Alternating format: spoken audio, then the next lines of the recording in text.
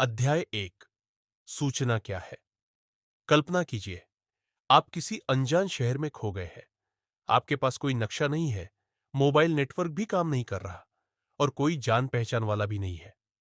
अचानक आपको सड़क के किनारे एक पुराना संकेत बोर्ड दिखता है, लेकिन समस्या यह है कि वह बोर्ड टूटा हुआ है।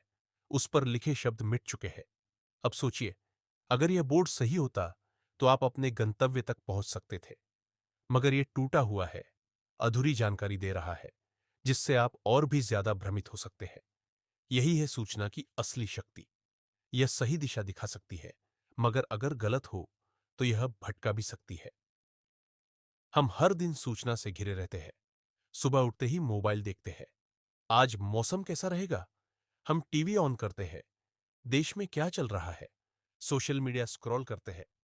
दुनिया में कौन कौन से नए ट्रेंड चल रहे हैं? हर सेकंड, हर मिनट, हर घंटे हम सैकड़ों सूचनाएं ग्रहण करते हैं। मगर क्या आपने कभी सोचा है कि इनमें से कितनी सूचनाएं सच होती है और कितनी सिर्फ अफवाहें होती है?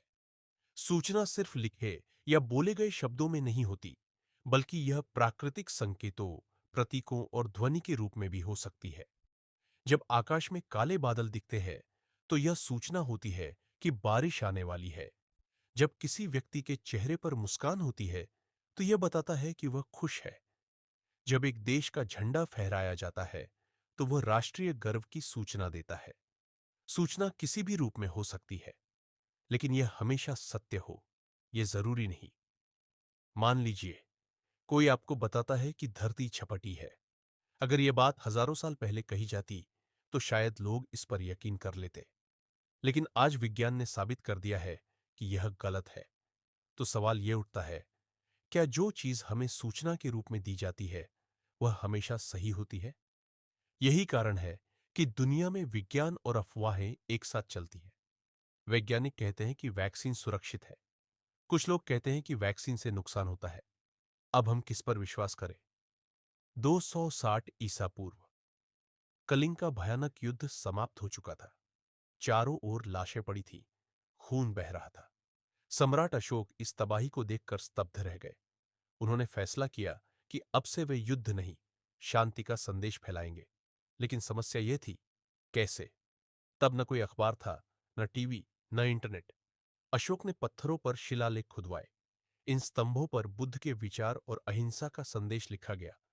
यह संदेश पूरे भारत और श्रीलंका तक पहुंचा। हजारों साल बाद भी हम इन्हें पढ़ सकते हैं। यही भारत का सबसे पहला सूचना नेटवर्क था, जो न झूठा था, न मिटने वाला।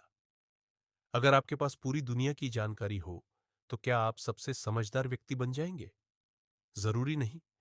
आज हर दिन अरबों सूचनाएं सोशल मीडिया, टीवी और इंटरनेट पर फैलती है, मगर इनमें से कितनी सच है? एक झूठी खबर मिनटों में वायरल हो सकती है। एआई एल्गोरिदम हमें वही दिखाते हैं जो हम पहले से मानते हैं। राजनीति और प्रचार हमें किसी खास दिशा में सोचने पर मजबूर कर सकते हैं।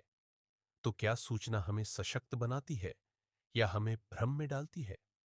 आज हम एक ऐसे दौर में जी रहे हैं जहां हर व्यक्ति के पास सूचना तक पहुंचने की शक्ति है, लेकिन इसका मतलब यह नहीं कि हर सूचना सही है। तो हमें क्या करना चाहिए? एक, हर सूचना की जांच करें, क्या यह वैज्ञानिक रूप से प्रमाणित है? दो, सोशल मीडिया पर वायरल खबरों पर तुरंत विश्वास न करें।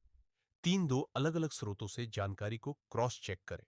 चार, सोचें कि यह सूचना किसका फायदा कर रही है। अगर हम यह समझ ले, तो हम गलत सूचना के जाल में फंसने से बच सकते हैं। तो हमने क्या सीखा? और सूचना जीवन को दिशा देती है, लेकिन यह सही भी हो सकती है और गलत भी।